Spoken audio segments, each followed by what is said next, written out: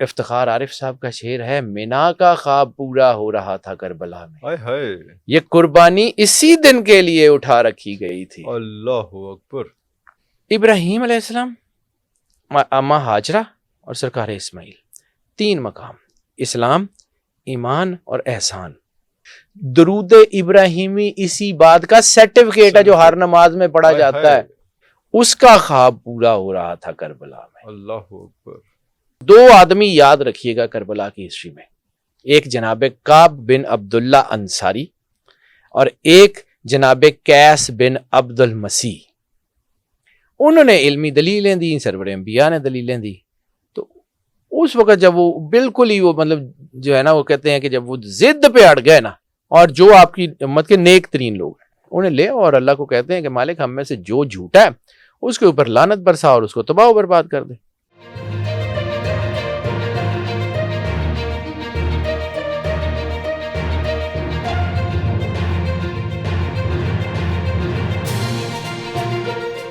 Wears, ہم عرصے سے سنتے آئے ہیں کہ اسلام زندہ ہوتا ہے ہر کربلا کے بعد، لیکن اس میں بہت سی ہڈن سٹوریز ہیں جو آج کل ہمیں ڈھونڈنی ہے اور ان لوگوں کو بھی یاد کرنا ہے جو اس میں کسی نہ کسی حوالے سے، کسی نہ کسی طریقے سے اس تاریخی واقعے کا حصہ رہے۔ اور اسی لیے ہم نے آج ایک دفعہ پھر جناب حضرت جعفری صاحب کو مدعو کیا ہے تاکہ ان جو ہڈن سٹوریز ہیں ان پر بھی روشنی ڈالیں۔ سر، اوور ٹو یو۔ سر، کربلا تو ایک کائنات ہے، اللہ اس کے اندر ایک پوری یونیورس ہے، اللہ مطلب اس کی ہڈن سٹوریز بھی اتنی بڑی ہیں کہ ان کے بارے میں مطلب اگر آپ بات کرنی شروع کریں تو کئی دن لگ جائیں۔ شاید جو مین چیپٹرز ہیں وہی ابھی پوری طرح سے کور اور ایکسپلین نہیں ہوئے کہ ان چیزوں کے اوپر کوئی آئے شاید۔ ایگزیکٹلی سر، اصل میں جس دن آپ کو یہ سمجھ آئے کہ مولا امام حسین علیہ السلام کا مقام کیا ہے اور کیوں جو ہے وہ رسول اللہ صلی اللہ علیہ وآلہ وسلم نے فرمایا حسین منی وانا من الحسین، اللہ کربلا کی بیسس سمجھ نہیں آئیں گی تو کربلا کی سٹوریز تک تو آپ پہنچ نہیں سکتے۔ کربلا کی بیسس اصل سمجھیے کہ 1,24,000 نبی اپنی اپنی آئیڈینٹی میں، اپنی اپنے اسپیکٹرم میں پوری مکمل طاقت ہے، اور 1,24,000 نبی ایک طرف اور سرور انبیاء صلی اللہ علیہ وآلہ وسلم ایک طرف۔ 1,24,000 انبیاء کے اوپر گزرنے والی مشکلات، آزمائشیں، پریشانیاں ایک طرف، اور سرور انبیاء صلی اللہ علیہ وآلہ وسلم کے گھر کے اوپر آنے والی پریشانیاں ایک طرف۔ ٹھیک ہے، اب اس کو سمجھیے گا تو آپ کو کربلا سمجھ آ جائے گی۔ کربلا جو ہے نا وہ بیسیکلی کمپلیشن ہے کسی ایک نظام کی جس کے بارے میں علامہ محمد اقبال کا ایک کانسیپٹ ہے بڑا زبردست، جس کے اوپر بہت سارے لوگوں نے بات کی، that is Muhammad in the making. Allah Akbar. Muhammad in the making, علامہ صاحب کا ایک بہت، علامہ محمد اقبال، ہم نے ظلم کیا اپنے بچوں کو علامہ اقبال سے دور کر کے، تو بائی انٹینشن کیا گیا نا سر، یہ امپیریلزم کی سازش ہے جو ہمیں یہ بہت سارے سبجیکٹس جو ہیں وہ پڑھانے نہیں دیتے کہ یہ یونیورسٹیز میں نان پیئنگ سبجیکٹ ہیں، اور اسی چکر میں میرے خیال پرشین سے بھی ہمیں دور کیا گیا، تو ہمارے سر پورا ایک ہمارے جتنے ہمارے ساتھ تباہی، ترکی کے ساتھ بھی یہی ہوا، ہمارے ساتھ بھی یہی تباہی ہوئی، پرشین عربک میں ہی تو ہمارے سارے سورسز ہیں، وہی نا، ہمارے ہی سارا سر ہمارے ہی رینیسنس سے تو ان کو خطرہ ہے کہ کہیں یہ اپنے فادرلی رینیسنس پہ کھڑے نہ ہو جائیں۔ اور پھر ترکی کے ساتھ بھی یہ ہوا کہ جب انہوں نے اسکرپٹ بدلا تو وہ پرشین، مولانا روم اور وہ سارا وہ ان کے دسترس سے بھی دور ہو گیا، کیونکہ مولانا روم نے تو وہ پرشین اسکرپٹ وہ والا ہی لکھا ہوا ہے نا، تو ان کے ساتھ بھی یہی ظلم ہو گیا، ان کے ساتھ کسی اور طریقے سے ہو گیا، ہمارے ساتھ کسی اور طریقے سے ہو گیا، ہوا یہ ظلم نیو۔ اب آ جاتے ہیں کربلا کی طرف۔ کربلا کی بیسز یہ ہیں کہ 1,24,000 نبیوں کی آزمائش، وہ بیسیکلی یا 1,24,000 نبیوں کا دنیا پہ تشریف لانا، وہ اپنے کانٹیکس میں that was Muhammad in the making. Allah علامہ صاحب نے اس کے اوپر جب بہت بڑی جو ہے نا ایک مقالہ لکھا اور اس کے اوپر کام کیا اور وہ سارا، تو لوگوں نے ان کو کافر قرار دیا، اور پھر اس کے اوپر بہت عرصہ ہو گیا، بات بھی نہیں ہوتی۔ آدم علیہ السلام میں بھی رسول اللہ صلی اللہ علیہ وآلہ وسلم کا نور تھا، نور علیہ السلام میں بھی وہی تھا، تو وہ نور گریجولی اس دنیا کو اس نور کو برداشت کرنے کی عادت ڈالی جا رہی تھی جو سرور انبیاء صلی اللہ علیہ وآلہ وسلم کی ذات مطہر میں آنا تھا. اللہ اکبر. یعنی وہ ایک تجلی جو کوہ طور برداشت نہیں کر سکتا، وہ تجلی کہاں، اور سرور انبیاء صلی اللہ علیہ وآلہ وسلم کا مقام کہاں کہ اللہ کہتا ہے، جو قرآن پاک کی آیات کا ترجمہ اس کا بڑا خوبصورت، سنیمیٹوگرافی آف قرآن پاک بہت خوبصورت ہے. لفظ ہیں آیات کے، وہ کہتے ہیں کہ ہو رہا تھا جو کچھ بھی وہاں ہو رہا تھا، اور تمہارے صاحب نے پلک بھی نہیں جھپکی. اللہ اکبر. یعنی معراج کا کانٹیکس جو اللہ قرآن پاک میں بتا رہا ہے، آپ مطلب آپ خود میڈیا کے آدمی، آپ کو اس ڈائلاگ کی سمجھ آئے گی کہ ہو رہا تھا وہاں جو کچھ بھی ہو رہا تھا، اور تمہارے صاحب نے آنکھ بھی نہیں جھپکی. اللہ. کہاں موسیٰ علیہ السلام بے ہوش ہو گئے، اور کہاں سرور انبیاء صلی اللہ علیہ وسلم، کہاں جز اس کی تجلی برداشت نہیں ہوئی، اور کہاں کل. اللہ اکبر. یہ فرق ہے سرور انبیاء صلی اللہ علیہ وآلہ وسلم. اور اسی طرح ابراہیم علیہ السلام کی، جو علامہ صاحب نے، مجھے علامہ صاحب ہر کانٹیکسٹ پہ یاد آتے ہیں.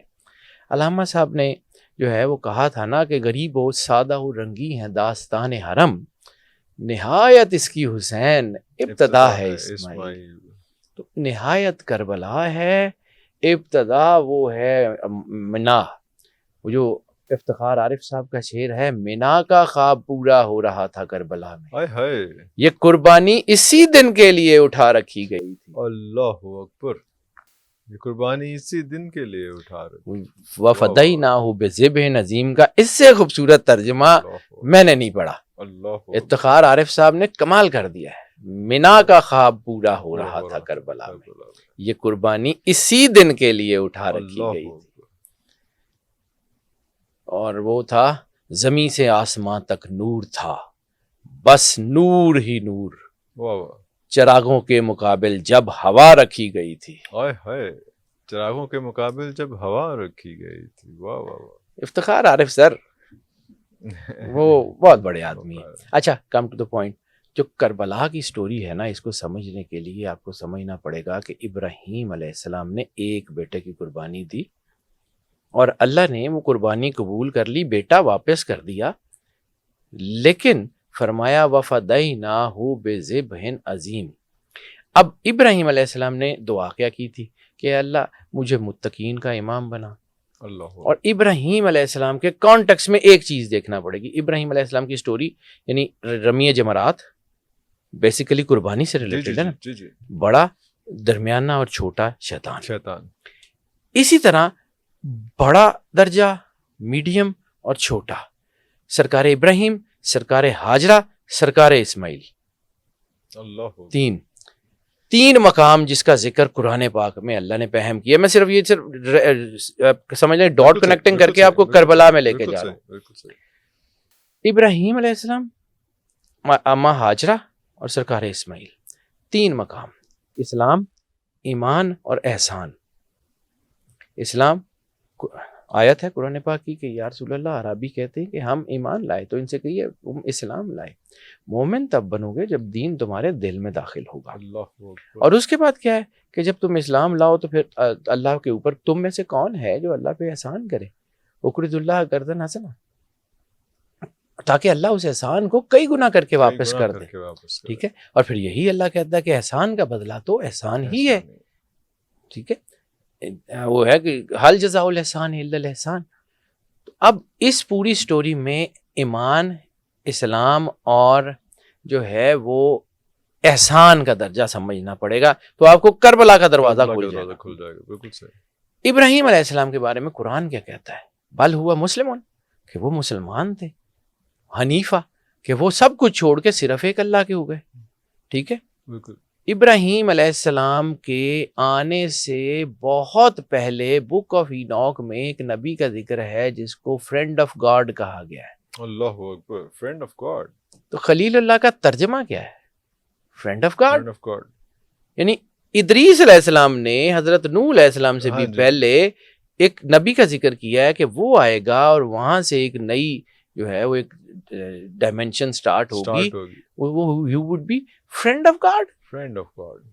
ابراہیم علیہ السلام اولو الامر نبی ہیں، اولو العزم نبی ہیں، وہ بڑی پرسنالٹی ہیں، تو ان سے اللہ نے آزمائش بھی تو بڑی لینی تھی، بڑی اس لیول کی لینی تھی۔ اب اس کو سمجھیے کہ حضرت ابراہیم علیہ السلام کو جب خواب میں دکھایا گیا کہ اپنے بیٹے کو ذبح کر دیں، تو حضرت ابراہیم علیہ السلام کی ایج اس وقت ہے کیونکہ حضرت اسماعیل بڑھاپے کی اولاد ہے، وہ مطلب ہسٹورین کہتے ہیں کہ 80-85 سے تو اوپر کی ایج ہے، ٹھیک ہے، 90-85 جتنے بھی ہیں اس کی ایج ہے، تو حضرت اسماعیل کو بڑے ہوتے ہوئے 101 سال تو ابراہیم علیہ السلام کی ایج ہوگی اس وقت، ظاہری ایج، اور اما ہاجرہ کی بھی اتنی کی ایج ہوگی۔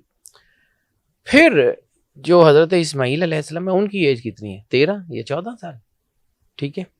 اب کردار کو سمجھیے، بار بار اس کو میں اس لیے گھما پھرا کے اس سٹوری کو یہاں پہ رکھ رہا ہوں کہ اس کو سمجھیے کہ واٹ اٹ از۔ جب آپ کو اس کی ایتھینٹسٹی سمجھ آ جائے گی، اس کی سمجھ آ جائے گی، تو وہ تو چیپٹر آپ کے سامنے کھل جائے گا۔ یعنی ابتدا ہے اسماعیل سمجھ آ گئی تو نہایت اس کی حسین سمجھ آ جائے گی۔ اب جو ہے وہ حضرت ابراہیم علیہ السلام نے حضرت اسماعیل سے ذکر کیا، تو اس میں 2 مقام ہے۔ اسلام اللہ نے تعارف کرا دیا، اور اس میں جو ہے اطاعت، وہ بی بی ہاجرہ، ان کو پتہ ہے کہ ایک ہی بیٹا ہے۔ اچھا، بی بی ہاجرہ اگر انکار کرتی تو اس وقت کرتی جب وہ حضرت ابراہیم نے فیصلہ کیا کہ بچہ پیدا ہو گیا، اب اس کو بے آب ہو گیا جو ہے وہاں پہ، زمزم تو اس وقت نہیں تھا، سایہ نہیں تھا، کالے پہاڑ تھے، چٹیل میدان تھا، کچھ نہیں تھا۔ اس وقت کہتی ہیں کہ اتنے سال بعد بچہ ہوا ہے تو اب اس کو چھوڑنے جا رہے ہیں، وہاں پہ صحرا کے درندوں میں چھوڑ دیں گے۔ کوئی انکار نہیں کیا۔ اطاعت، بی بی ہاجرہ اطاعت کا سمبل ہے، سمینا و اطانا۔ بی بی ہاجرہ جو ہیں ان سے انہوں نے کہا، ان کو جی بسم اللہ، آپ نبی ہیں، آپ کا حکم سر آنکھوں پہ۔ پھر حضرت اسماعیل سے ذکر کیا، تو حضرت اسماعیل، اب یہاں پہ جو میں چیز بتانا چاہ رہا ہوں نا، جس کو میں بار بار گھما پھرا کے وہاں لا رہا ہوں، حضرت ابراہیم کی 100 سال ایج ہے، دیدار الہی ہو چکا، قرآن پاک میں اس کا ذکر ہے کہ انہوں نے نور کو دیکھا، اللہ کا دیدار ہو چکا، نبوت مل چکی، سب کچھ جو ہے نا وہ سیزنڈ ہو چکے، انہوں نے زندگی موت کا وہ جو ہے وہ بھی کر لیا، پرندے کاٹ کے ذبح کر کے ان کو بھی دیکھ لیا کہ اللہ کہتے ہیں اطمینان قلب ہو چکا ہے۔ اما ہاجرہ سلام اللہ علیہا، ان کا بھی جو ہے وہ نبی کے ساتھ زندگی گزاری ہے، نبی کے ساتھ ان کو بھی وہ سیزنڈ ہے۔ بالکل صحیح ہے۔ اگر کوئی بچہ اس یا کوئی بندہ اس کہانی میں سیزنڈ نہیں ہے نا، دیٹ از حضرت اسماعیل علیہ السلام۔ سن بھی چھوٹا ہے، نبوت کا بھی ظاہری اعلان نہیں ہوا، اور جو ہے وہ باقی ساری چیزیں۔ اب وہ جو اس وقت آپ کا کریکٹر ہے نا، وہ اللہ کو بہت پسند آ گیا ہے، بہت ہی زیادہ۔ یہ ہے مقام احسان۔ انہوں نے کیا کہا؟ انہوں نے کہا کہ آپ کو اللہ نے جو حکم دیا ہے وہ کار گزریے، آپ مجھے صابر پائیں گے۔ اب باپ تو کہہ رہا ہے میں نے خواب میں دیکھا ہے، اور بیٹا کہہ رہا ہے آپ کو اللہ نے جو حکم دیا ہے وہ کر دیجئے۔ وہ مقام سمجھتے ہیں۔ پھر اس کی جزا، اب اللہ کہتا ہے حل جزائے الاحسان الا الاحسان۔ تو یہ جو شیطان بڑے اور چھوٹے ہیں نا، یہ جو سب سے بڑا ہے نا، وہ ہے جو اسماعیل علیہ السلام کے پاس آیا ہے، ٹھیک ہے۔ اچھا، وہ جس نے آ کے کہا، پہلے تو ابراہیم علیہ السلام کے پاس کہا ہے نا کہ ابراہیم جو ہے نا وہ اپنے بچے کو مارنا چاہ رہے ہو، تو حضرت ابراہیم نے جو ہے پتھر پھینکے اور وہ رمی جمرات کی سنت ہو گئی۔ حضرت بی بی ہاجرہ کے پاس آیا، تمہارے شوہر تمہارے بچے کو مارنا چاہ رہے ہیں، تو انہوں نے کہا سمیعنا و اطعنا، اللہ اکبر۔ اور پھر بیٹے کے پاس آیا، تمہیں قتل کرنے جا رہے ہیں، ٹھیک ہے۔ پوری ہسٹری میں مطلب کوئی ہسٹری کو ایسی کریٹیکلی پڑھنا شروع کیا ہے، تو میں جب مجھے یہ عادت ڈالی تھی، میرے استاد اللہ کروڑ کروڑ رحمت نازل کرے جی کے صاحب جیلانی کامران صاحب کی تربت پہ، وہ میرے استاد تھے، انہوں نے مجھے کریٹیسزم کی یہ اس قسم کی انالیسس کرنے سکھائے۔ تو جب ہم اس کو کریٹیکلی دیکھتا ہوں نا، تو حضرت ابراہیم پوری ہسٹری میں حضرت ابراہیم نے اپنی آنکھوں پہ پٹی باندھی ہے، حضرت اسماعیل کے ہاتھ پیر تو نہیں باندھے، بھاگ جاتے، بچہ تھا، بھاگ جاتے، نہیں do it, I am here. پھر وہ جو ہوا اس کا صلہ سمجھیے، اس کا صلہ حضرت ابراہیم علیہ السلام کی دعا کی تھی، مجھے متقین کا امام بنا، مجھے اور میرے بچے کو اس گھر کی حرمت کا پاسدار بنا۔ وہ دعا اللہ نے اس احسان کے بدلے میں پوری کی، اور پھر اللہ پوری قرآن پاک میں کہیں جو ہے وہ کسی نعمت کا دے کے نا احسان نہیں جتاتا اس پورے طریقے سے، صرف ایک نعمت کا احسان جتایا. اور یاد کرو اس نعمت کو کہ اللہ نے اپنا حبیب تم میں بھیجا ہے. سرور انبیاء صلی اللہ علیہ وآلہ وسلم سے بڑا انعام، سرور انبیاء صلی اللہ علیہ وآلہ وسلم سے بڑا تحفہ کائنات کو کوئی نہیں ہو سکتا. وہ ابراہیم علیہ السلام کی امت میں رکھ دیا. درود ابراہیمی اسی بات کا سرٹیفکیٹ ہے جو ہر نماز میں پڑھا جاتا ہے. اور حضرت ہاشم کے جملوں سے لے کے جب انہوں نے مکے والوں کو 1.5-2 سال جو ہے وہ کھانا کھلایا، اور اس کے بعد جس دن قحط ختم ہوا اور آپ نے وہ دسترخوان بڑھایا، تو ان کے جو جملے تاریخ میں لکھے ہوئے ہیں کہ الحمدللہ رب العالمین، یہ سورہ فاتحہ میں تو بہت بعد میں آیا، سرکار ہاشم کی زبان سے الحمدللہ رب العالمین کہ جس نے ہمیں ذریت ابراہیم میں رکھا اور ہمیں عزت دی. اللہ سرکار عبداللہ علیہ الصلوۃ والسلام جس دن آپ کا عقد ہوا ہے تو آپ کے جو جملے تاریخ میں لکھے ہوئے ہیں، آپ نے فرمایا تھا الحمدللہ رب العالمین کہ جس نے ہمیں ذریت اسماعیل میں مستحکم کیا. سرکار عبد المطلب علیہ السلام کے جملے جو آپ نے ابرہا کے لشکر کو شکست ہونے کے بعد خانہ کعبے کا دروازہ پکڑ کے کہا ہے، تو وہ بھی یہی ہے سیم، الحمدللہ رب العالمین کہ جس نے ہمیں ذریت ابراہیم میں رکھا، اور ذریت اسماعیل میں مستحکم کر دیا. سرکار رسالت مآب سرور انبیاء صلی اللہ علیہ وآلہ وسلم کا جو نکاح کا خطبہ سرکار ابو طالب نے دیا، وہ بھی پڑھنے سے لائق ہے، دنیا پڑھتی نہیں ہے. 8 خوبیوں کا ذکر جو ہے وہ آپ نے رسالت مآب کے نکاح کے خطبے میں کیا کہ اللہ نے ہمارے خاندان کو یہ 8 خوبیاں دی ہیں جس کی وجہ سے ہم کائنات سے ممتاز پائے گئے ہیں. اور اس وقت قرآن پاک میں فضلنا آل نوح علی العالمین والی آیت بھی نہیں آئی ہوئی، یہ سمجھیے. اور آپ کی زبان سے نکلتا ہے کہ اللہ نے نوح کی امت کے بعد اگر کسی کو فضیلت دی ہے تو ہمیں دی ہے. اللہ رسالت مآب کے نکاح کے خطبے میں سرکار ابو طالب علیہ السلام یہ کہہ رہے ہیں. اللہ قرآن پاک تو بھی بعد میں آنا ہے. یہ لوگ کہیں 25 سال کی عمر ہے، 40 سال میں آنا ہے. یہ تو مشیت الہی سے کچھ جڑے ہوئے لوگ لگتے ہیں مجھے، جو ان کا طرز عمل ہے. تو وہی دعا جو ابراہیم علیہ السلام نے کی تھی، اس کا خواب پورا ہو رہا تھا کربلا میں. اللہ اکبر. وہ جو اللہ نے پھر حضرت اسماعیل علیہ السلام کو انعام کیا ہے نا، وہ انعام تھا سرور انبیاء صلی اللہ علیہ وآلہ وسلم. وہ جو دعا تھی نا امام المتقین، تو امام المتقین پورا ائمہ کا سلسلہ علیہ اسماعیل میں وہ بھیج دیا. بنی اسرائیل کی لڑائی تو یہی ہے کہ آخری نبی وہاں کیسے آ گیا، ان کو یہ آئیڈیا ہی نہیں ہے کہ یہ والا معاملہ ہوا ہے. اب آ جاتے ہیں کربلا کی. یہ آپ کو سمجھ آ گیا کہ کربلا کا آغاز، اس کا گیٹ وے کہاں سے کھلتا ہے. وہ بہت پہلے سے آغاز ہو چکا تھا. کربلا تو ہو چکی تھی. پھر چونکہ اللہ نے وعدہ کیا ہے سرور انبیاء صلی اللہ علیہ وآلہ وسلم کو کہ اللہ آپ کو ان کے ہاتھ سے بچا لے گا. تو جب سرور انبیاء صلی اللہ علیہ وآلہ وسلم کو ان کے ہاتھ سے بچانا تھا تو پھر کسی نے وہ قیمت تو دینی تھی، کسی نے پرائس پے کرنی تھی، کسی نے تو ان کی اولاد نے. ظاہر سی بات ہے اگر باپ کا کوئی قرضہ ہو تو اولاد دیتی ہے نا. تو پھر آپ کو مباہلے والی آیت سمجھ آ جانی چاہیے کہ مباہلے کا کربلا سے تعلق کیا ہے. ابنانا و ابناکم، رسالت مآب نے اپنے بیٹوں کی جگہ پہ مولا حسن اور حسین کو ایک کو گود میں ایک کو انگلی میں لگایا ہے. اور مباہلے ہی سے پاک بی بی سیدہ جو ہیں وہ نساءنا و نساکم اور مولا کائنات انفسنا و انفسکم کی منزل پہ ہے. یہی 5 ہیں، یہی آیت تطہیر کا گھر ہے، یہی درود پاک ہے، یہی ساری چیز ہے. کہ درود پاک ان کے گرد کیوں ہے، آیت تطہیر ان کے گھر میں کیوں ہے؟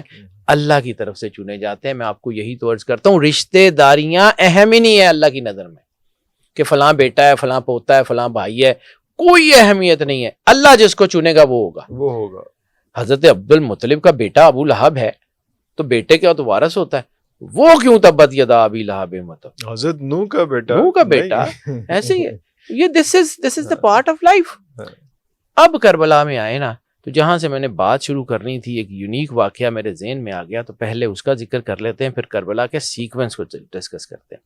مباہلہ ہوتا ہے جو ہے وہ مدینے میں، اور اٹس اے لانگ ٹائم کہ مطلب اب بدر شاید ہو چکی ہے یا بدر ہونی ہے، یا اس کے قریب کا ٹائم ہے، ٹھیک ہے، یا احد کا ٹائم ہے، بہرحال ہے ضرور. یہ اس دور کا وقت ہے. بلکہ اس سے بھی پہلے ایک اور واقعہ سنا دوں. جناب کعب بن عبداللہ انصاری, 2 آدمی یاد رکھیے گا کربلا کی ہسٹری میں, ایک جناب کعب بن عبداللہ انصاری اور ایک جناب قیس بن عبد المسیح. یہ 2 بندے کربلا کے یونیک ترین کریکٹرز ہیں, باقی بھی ہیں لیکن یہ بہت خوبصورت کریکٹر ہیں.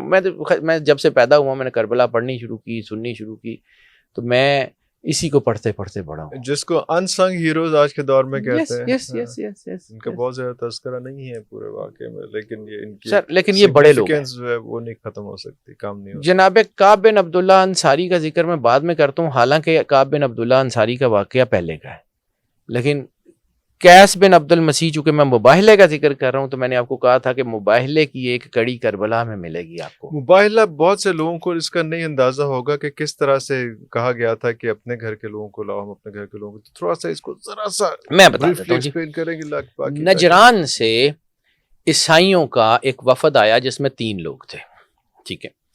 رسالت مآب سرور انبیاء صلی اللہ علیہ وآلہ وسلم سے ڈیبیٹ کرنے کے لیے اس وقت رومن چرچ نے اسپیشلی بھیجا. اور یہ جو لوگ تھے یہ بیسیکلی دیز ور دا کارڈنلز. کارڈنلز مین کہ پوپ کے بعد جو 2nd ٹیئر کی لیڈرشپ ہوتی ہے وہ اس کے ہائیسٹ لوگ ہوتے ہیں, ٹھیک ہے.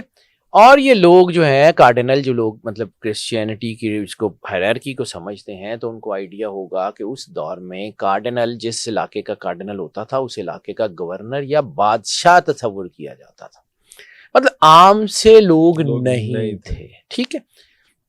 یہ وہ لوگ تھے جو ویل لرنڈ تھے, مطلب بہت ویل لرنڈ تھے اور بڑے مطلب لوریٹس تھے, اور علم کو, دین کو, اپنے سب چیزوں کو سمجھنے والے نہیں بھیجے تھے, ٹھیک ہے.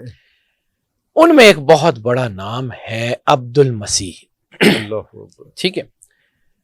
جناب عبد المسیح جو ہیں یہ ان کے ساتھ بعد میں بہت کچھ ہوا, لیکن خیر مباہلہ یہ ہوا کہ انہوں نے رسالت مآب سرور انبیاء صلی اللہ علیہ وآلہ وسلم سے آ کے تو دین پہ ڈیبیٹ شروع کی. جب دین پہ ڈیبیٹ شروع کی تو آپ رسالت مآب سرور انبیاء مدینہ علم ہے, تو یہ کوئی سمجھ سکتا تھا کہ رسالت مآب سرور انبیاء صلی اللہ علیہ وسلم کو جو ہے وہ کر لے گا. لیکن انہوں نے, یہ بھی عالم تھے, مطلب میں یہ نہیں کہہ رہا ہوں کہ یہ سرکار ہیں, یہ عام لوگوں ہیں, مطلب کائنات کے مالک کل اختیار ہوتے ہوئے بھی عام انسانوں میں بیٹھتے تھے, تو عام انسان ہی تھے. کبھی رسالت مآب نے اپنی وہ ساری پاورز یہ وہ ان کا نہیں کیا, حالانکہ ان کے پاس تھیں. جیسے کہ جو ہے وہ یہ انڈیا کے جنات کا جو سورہ جن آئی ہے کہ ہند سے میرے پاس جنات کا ایک گروہ آیا تھا, میں چاہتا تو ان کے اوپر تصرف کرتا, لیکن چونکہ اللہ نے میرے بھائی سلیمان کو دیا ہے تو میں حضرت سلیمان کی انگوٹھی کے ضمن میں اس واقعے کا ذکر کیا تھا میں نے. تو وہ تصور تو بتاتے رہے ہیں نا, اپنا آپ بتاتے رہے ہیں, لیکن یہ ہے کہ عام لوگوں میں, ٹھیک ہے, انہوں نے علمی دلیلیں دی, سرور انبیاء نے دلیلیں دی. تو اس وقت جب وہ بالکل ہی وہ مطلب جو ہے نا وہ کہتے ہیں کہ جب وہ ضد پہ اڑ گئے نا, تو رسالت مآب نے ان کو کہا کہ ٹھیک ہے اگر ایسے ہی ہے تو ہم مباہلہ کر لیتے ہیں. مباہلہ یہ ہوتا ہے کہ ہم بیٹھتے ہیں, اپنی امت کے جو سچے لوگ ہیں سارے سچے اکٹھے کر لو, اور جو آپ کی امت کے نیک ترین لوگ ہیں انہیں لے, اور اللہ کو کہتے ہیں کہ مالک ہم میں سے جو جھوٹا ہے اس کے اوپر لعنت برسا اور اس کو تباہ و برباد کر دے. اب مباہلہ جو ہے یہ آخری جو ہے, مطلب اگر اس وقت مباہلہ ہو جاتا تو آج سارا کچھ ختم ہو چکا ہوتا, ٹھیک ہے. اب وہ دور تھا جب یہ مطلب مباہلہ کی باری آئی, تو انہوں نے جب دیکھا سرور انبیاء صلی اللہ علیہ وآلہ وسلم تشریف لا رہے ہیں, پاک بی بی سیدہ مولا حسن حسین گود میں ہیں, اور جو ہے وہ مولا علی ساتھ ہیں. تو جب انہوں نے یہ سیکوینس دیکھا اور انہوں نے دیکھا کہ آسمان کی انرجیز اور پتہ نہیں کیا کیا وہ ساری ان کے پیروں سے لپٹی ہوئی ہیں, ان کے قدموں سے آ رہی ہیں, تو یہ تو ختم. انہوں نے معافی مانگ لی. اب وہ معافی مانگ کے واپس چلے گئے. یہ عید مباہلہ یا مباہلہ کی خوشی کا دن تھا. انہوں نے رسالت مآب سرور انبیاء صلی اللہ علیہ وسلم کو گفٹ پیش کیے, جیسے ایک باج گزار جو ہے وہ اپنے بادشاہ کو گفٹ دیتا ہے اور پھر وہ واپس چلا جاتا ہے. رسالت مآب نے ان کو امان دے دی کہ جائیں بس ٹھیک ہے. ان میں سے ایک نام یا جس کا بار بار ذکر کر رہا ہوں, جناب عبد المسیح, یہ کچھ مہینے کے بعد یا کچھ سال کے بعد واپس تشریف لائے, اور رسالت مآب سرور انبیاء صلی اللہ علیہ وآلہ وسلم کے پاؤں میں گر کے فرماتے ہیں کہ میں جب سے یہاں سے گیا ہوں میرے دل میں ایک ہلچل مچی ہوئی ہے. میں نے بڑی کوشش کی اس کو ٹالنے کی، لیکن مجھے سمجھ نہیں آ رہی میری کتابیں جس آخری نبی کے بارے میں کہہ رہی ہیں وہ آپ ہیں۔ میں اس وقت سے یہ ریسرچ کر رہا ہوں کہ یہ جو ہم آپ سے موبائلہ میں گئے تھے، میں اس وقت سے اس بات میں پھنسا ہوا ہوں کہ مجھے یہ سمجھ آ رہی ہے کہ آپ آخری نبی ہیں۔ آج میں نے فیصلہ کر لیا ہے، بھلے چرچ میرے خلاف جائے، بھلے کچھ جائے، مجھے کلمہ پڑھائے۔ اللہ جناب عبد المسیح نے کلمہ پڑھ لیا، رسالت مآب نے ان کو جو ہے وہ دعا دی اور انہیں کہا کہ اللہ تیری اولاد میں یہ سعادت دے گا جو دنیا میں کسی کو بہت کم دی گئی۔ اور اب مجھے ایک چیز یہاں پہ سمجھ نہیں آتی جو میں خود سوچ رہا ہوں، ظاہر سی بات ہے اس وقت جو کارڈینلز تھے وہ شادی تو نہیں کیا کرتے تھے، پھر یہ بیٹا کیسے ہے کیس؟ ہو سکتا ہے کہ جو ہے جناب عبد المسیح نے جو ہے پہلے شادی کی ہو، بعد میں چرچ میں آئے ہوں، میرے پاس اس کی ہسٹوریکل ایویڈنس کوئی نہیں ہے، اس لیے میں اس کا بھی ذکر کر رہا ہوں۔ بعد میں لوگ یہ کہیں گے جی یہ کیسے ہو گیا، میں اس کی میرے پاس اس کی کوئی ہسٹوریکل ایویڈنس نہیں ہے، لیکن اس بات کی ہسٹوریکل ایویڈنس ہے کہ ان کا ایک بیٹا تھا اور نجران میں ان کے بعد وہ ان کی کرسی پہ بیٹھا ہے۔ اچھا ٹھیک ہے، مطلب وہ بشپ بنا ہے۔ اب جناب انہوں نے جو ہے وہ کلمہ پڑھ لیا۔ حضرت سرکار ختمی مرتبت بادشاہ کونین نے ان کو کلمہ پڑھایا اور انہیں کہا کہ مجھے پتا ہے کہ تمہیں عیسیٰ مسیح سے کتنی محبت ہے، تمہیں کلمہ ایسا نہ بتاؤں کہ تم جب چاہو عیسیٰ مسیح سے بات کر لو، اللہ تم جب چاہو عیسیٰ سے زیارت کر لو۔ رسالت مآب نے ان کو کوئی ایک دعا بتائی، مجھے نہیں پتا وہ تاریخ میں اس کا ذکر نہیں ہے، لیکن کوئی ایسی دعا بتائی، کوئی چیز بتائی کہ جب بھی آپ کو کوئی مشکل پیش آئے تو عیسیٰ ابن مریم سے بات کر لیا کرو، عیسیٰ ابن مریم آپ کو گائیڈ کر دیا کریں گے۔ انہوں نے وہ چیز بتا دی اور یہ دعا دے دی کہ اللہ تمہاری اولاد میں ایک ایسی سعادت دے گا جو دنیا میں کہیں نہیں ہوگی۔